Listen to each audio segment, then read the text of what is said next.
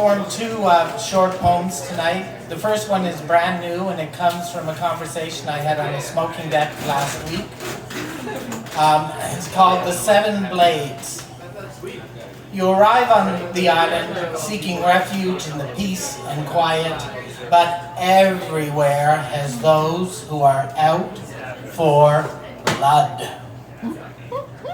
Too soon you encounter the seven-bladed bite of the horsefly. Two blades hold the skin taut, one scrapes it raw, one slices it open, two hold the wound apart, and one goes in for the blood-filled draught.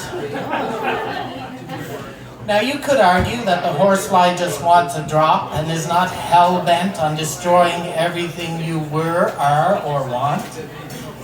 Nevertheless, you are correct to shoo it into the spider's web and marvel as it is prepared for its slow, silk-shrouded death.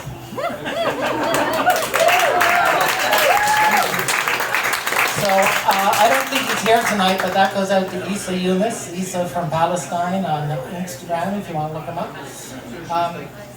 Okay. Have you heard?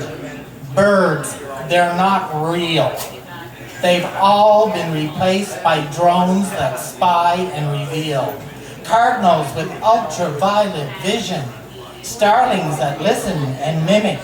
Crows with facial recognition.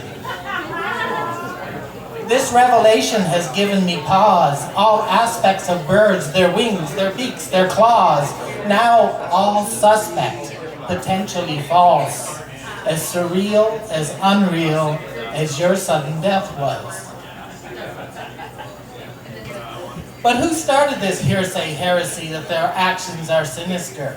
There's power to behead in denying what's true. Quebec's Prime Minister says racism's not real and that's poppycock. Hatred pays big time in monetized TikToks. Racism is real. Your death was real. So birds, probably real?